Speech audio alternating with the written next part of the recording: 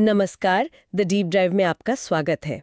आज हम एक बहुत ही महत्वपूर्ण कानूनी विषय पर थोड़ी गहराई से बात करने वाले हैं। हमारे पास एक स्रोत है, राष्ट्रपति, राज्यपाल और देशद्रोह के विरुद्ध अपराध। हम इसमें से कुछ खास धाराएं, मतलब सेक्शन 151 से 155, इन्हें समझने की कोशिश करेंगे। हाँ, ये धाराएं सुनने में शायद थोड़ी भारी लगें, पर असल में ये हमारे देश के काम करने के तरीके, उसकी सुरक्षा और हाँ, बाहरी रिश्तों से जुड़ी बहुत बुनियादी चीजें हैं। हमारा इरादा सिर्फ इन्हें पढ़ना नहीं है, बल्कि ये समझना है कि ये असल में कहती क्या है, क्यों है और इनका मतलब क्या है हमारे लिए। तो चलिए शुरू करते हैं। ये धाराएं मोटे तौर पर 3 हिस्सों को देखती हैं। हमारे जो सबसे बड़े अधिकारी हैं उनकी सुरक्षा, देश की अपनी एकता और अखंडता, और दूसरे देशों के साथ हमारे शांतिपूर्ण रिश्ते। तो सबसे पहले बात करते हैं धारा 151 की। ये धारा राष्ट्रपति या राज्यपाल जैसे जो उच्च पदों पर हैं, उन पर हमले या उन्हें गलत तरीके से रोकने से जुड़ी है। पर इसमें एक दिलचस्प बात यह है, ये सिर्फ हमले की बात नहीं। इसमें कहा गया है कि ऐसा हमला या रोक टोक इस इरादे से की जानी चाहिए कि उन्हें उनकी कानूनी शक्तियों का इस्तेमाल करने या न करने पर मजबूर किया जा सके। ये इरादे वाली बात अहम लगती है ना? बिल्कुल। ये देखिए, सिर्फ फिजिकल सेफ्टी की बात नहीं है, ये उस पद की गरिमा और वो पद कैसे स्वतंत्र रूप से काम कर सके उसको बचाने की बात है। सोचिए, अगर देश के राष्ट्रपति या किसी राज्य के राज्यपाल को डरा धमकाकर कोई फैसला लेने या न लेने पर मजबूर किया जा सके, हाँ, तो पूरा संवैधानिक ढांचा ही हिल जाएगा। इसीलिए कानून इस इरादे को, मतलब उनकी शक्तियों के इस्तेमाल में बाधा डालने की जो कोशिश है, उसे अपराध मानता है। अच्छा, तो ये सीधे सीधे शासन चलाने की जो प्रक्रिया है उसको बचाने का एक तरीका हुआ। हाँ, आप ऐसा कह सकते हैं। ये पक्का करता है कि देश के सर्वोच्च कार्यकारी पदों पर बैठे लोग बिना किसी डर के, दबाव के या बाहरी असर के संविधान के हिसाब से अपनी जिम्मेदारी निभा सकें। और इसी गंभीरता को देखते हुए स्रोत में लिखा है कि इसमें 7 साल तक की कैद और जुर्माना भी है। ये सिर्फ व्यक्ति की सुरक्षा नहीं, पद की आजादी की सुरक्षा है। समझ गई। ये तो हुई हमारे शीर्ष नेतृत्व की सुरक्षा की बात। अब आते हैं धारा 152 पर। ये देश की एकता और अखंडता से जुड़ी है और इस पर अक्सर काफी चर्चा भी होती रहती है। ये धारा काफी फैली हुई सी लगती है। हाँ, धारा 152 का दायरा वाकई बहुत बड़ा है और ये सीधे तौर पर राष्ट्र की जो नींव है, उसकी संप्रभुता, एकता, अखंडता, उस पर होने वाले हमलों से जुड़ी है। ये कहती है कि अगर कोई व्यक्ति जानबूझकर, मतलब इरादे से, शब्दों से, चाहे वो बोले गए हों या लिखे हों, इशारों से, तस्वीरों या वीडियो जैसी चीजों से, इलेक्ट्रॉनिक माध्यमों से जैसे इंटरनेट, मैसेजिंग वगैरह, पैसे के लेन देन से या किसी भी और तरीके से। इतने सारे तरीके! इसमें तो आज के जमाने के लगभग सारे कम्युनिकेशन के तरीके आ गए लगते हैं। बिल्कुल, कानून वक्त के साथ इन माध्यमों को शामिल करता गया है। तो अगर कोई इन तरीकों का इस्तेमाल करके जानबूझकर अलगाव, मतलब देश से अलग होने की भावना, हाँ, सशस्त्र विद्रोह यानी हथियारों के साथ बगावत या विध्वंसक गतिविधियां, मतलब देश के ढांचे को तोड़ने या नुकसान पहुंचाने वाली हरकतें, इनको भड़काता है या भड़काने की कोशिश भी करता है, या फिर अलगाववादी भावनाओं को सीधा बढ़ावा देता है, या भारत की संप्रभुता या एकता और अखंडता को खतरे में डालता है, या ऐसा कोई भी काम करता है, तो उसे सजा हो सकती है। और सजा भी काफी गंभीर है, आजीवन कारावास या 7 साल तक की कैद और जुर्माना भी साथ में। हाँ, सजा की जो गंभीरता है वो दिखाती है कि कानून इन कामों को देश के अस्तित्व के लिए कितना बड़ा खतरा समझता है। इसमें सिर्फ सीधी कार्रवाई जैसे हथियार उठाना ही नहीं, बल्कि विचारों को भड़काना या अलगाववाद को हवा देना भी शामिल है, चाहे वो किसी भी मंच से हो, भाषण, लेख, सोशल मीडिया या फिर फंडिंग के जरिए। यहाँ एक चीज है, ये विध्वंसक गतिविधियां या सबवर्सिव एक्टिविटीज, ये शब्द थोड़े अस्पष्ट नहीं लगते?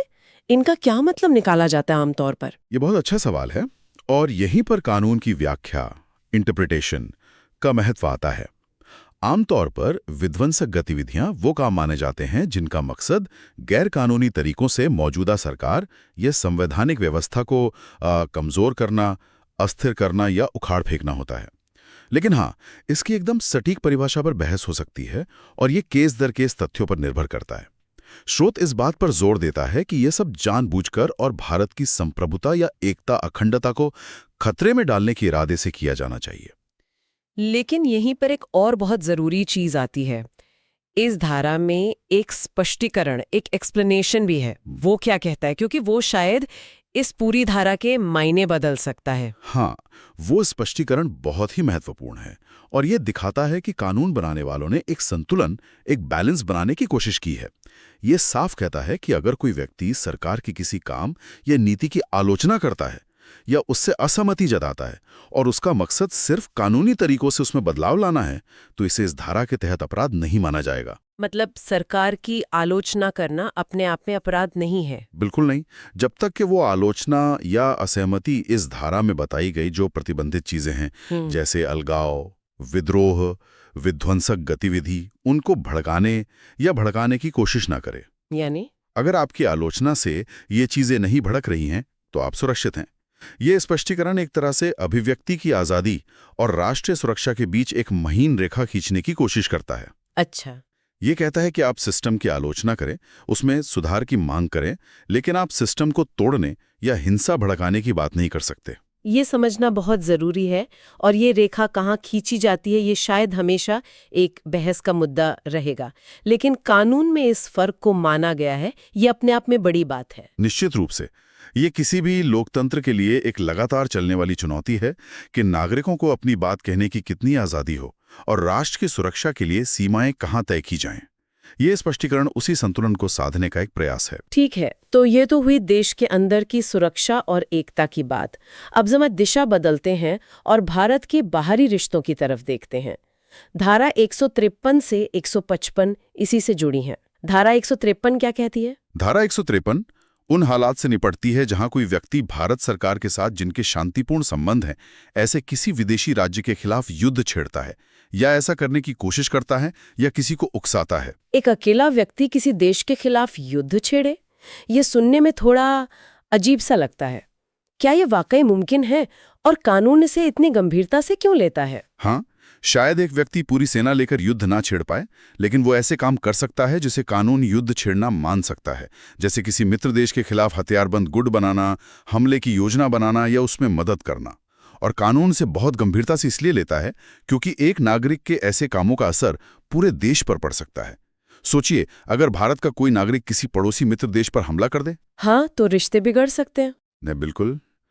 भारत के उस देश के साथ रिश्ते खराब हो सकते हैं, भारत अंतर्राष्ट्रीय झगड़ों में फंस सकता है और हमारी जो विदेश नीति है वो पटरी से उतर सकती है। अच्छा, तो ये कानून दरअसल व्यक्तियों को अपनी निजी विदेश नीति चलाने से रोकने के लिए है, एक तरह से। बिल्कुल सही कहा। यह पक्का करता है कि विदेश संबंध सरकार का काम है और कोई व्यक्ति अपने कामों से देश के लिए मुश्किलें ना खड़ी करे। इसीलिए इसमें सजा भी काफी कठोर है। स्रोत के मुताबिक आजीवन कारावास तक या फिर एक तय अवधि की कैद जो 7 साल तक हो सकती है, और जुर्माना भी। इसी से मिलती जुलती धारा 154 भी है जो लूटपाट के बारे में है। हाँ, धारा 154 उन विदेशी राज्यों के इलाकों पर लूटपाट करने या उसकी तैयारी करने से संबंधित है जिनके साथ भारत के शांतिपूर्ण संबंध हैं। लूटपाट या डिप्रेडेशन का मतलब है किसी दूसरे देश के इलाके में जाकर संपत्ति लूटना, नष्ट करना या हिंसा करना। ये अक्सर सीमा पार से होने वाले छोटे हमलों या डाका डालने जैसी हरकतों पर लागू हो सकता है। तो ये भी उसी सिद्धांत पर आधारित है कि नागरिकों के ऐसे काम भारत के अंतर्राष्ट्रीय रिश्तों को खराब कर सकते हैं। एकदम। भले ये काम किसी व्यक्ति या छोटे समूह ने किया हो, ना कि भारत सरकार ने, लेकिन जो पीड़ित देश है वो इसे भारत की तरफ से हुई एक शत्रुतापूर्ण कार्रवाई मान सकता है। इसलिए इसे रोकने के लिए भी सख्त कानून है। इसमें 7 साल तक की कैद, जुर्माना और एक और महत्वपूर्ण बात, लूटपाट में इस्तेमाल की गई या उससे हासिल की गई संपत्ति को जब्त करने का भी प्रावधान है। संपत्ति जब्त करना, ये तो सजा को और असरदार बनाता होगा। हाँ, ये अपराध से होने वाले फायदे को ही खत्म करने का एक तरीका है। अगर पता है कि लूटा हुआ माल भी छिन जाएगा और जिस हथियार या गाड़ी से लूटा वो भी जब्त हो जाएगी, तो शायद लोग ऐसा करने से हिचकेंगे। और फिर आती है धारा 155 जो इस कड़ी को पूरा करती है।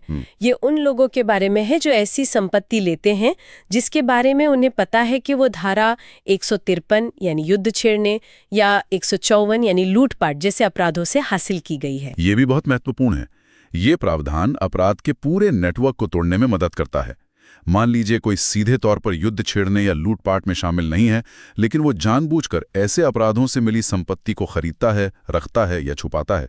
धारा 155 ऐसे लोगों को भी जवाबदेह ठहराती है। ये पक्का करती है कि अपराध का फायदा उठाने वाले भी कानून की पकड़ से बच ना पाएं। तो ये एक तरह से चोरी का माल खरीदने जैसा हुआ, लेकिन अंतर्राष्ट्रीय अपराधों के संदर्भ में। हाँ, आप इसे समझने के लिए ऐसा सोच सकती हैं। अगर आपको पता है कि ये संपत्ति किसी मित्र देश के खिलाफ युद्ध छेड़कर या वहां लूटपाट करके लाई गई है और फिर भी आप उसे लेते हैं, तो आप भी अपराधी हैं। इसमें भी 7 साल तक की कैद, जुर्माना और जो संपत्ति मिली है उसकी जब्ती का प्रावधान है। ये दिखाता है कि कानून न केवल मुख्य अपराध को बल्कि उससे जुड़े जो सहायक काम हैं उनको भी रोकना चाहता है। तो अगर हम इन सभी धाराओं को 151 से 155 तक एक साथ देखें तो क्या तस्वीर उभरती है? हमने अलग अलग हिस्सों पर बात की, लेकिन इनका मिला-जुला संदेश क्या है? अगर हम इन सबको जोड़कर देखें तो ये धाराएं राज्य की स्थिरता और सुरक्षा के 3 बहुत जरूरी स्तंभों को कानूनी सुरक्षा देती हैं। पहला स्तंभ है हमारा शीर्ष नेतृत्व, उनका बिना बाधा के और स्वतंत्र रूप से काम करना, धारा 151। दूसरा स्तंभ है देश की अपनी आंतरिक एकता, अखंडता और संप्रभुता की रक्षा, खासकर उन गंभीर खतरों से जो उसे तोड़ने या कमजोर करने की कोशिश करते हैं, धारा 152। और तीसरा स्तंभ है भारत के बाहरी दुनिया, खासकर मित्र देशों के साथ शांतिपूर्ण और स्थिर संबंध बनाए रखना, धारा 153, 154, 155।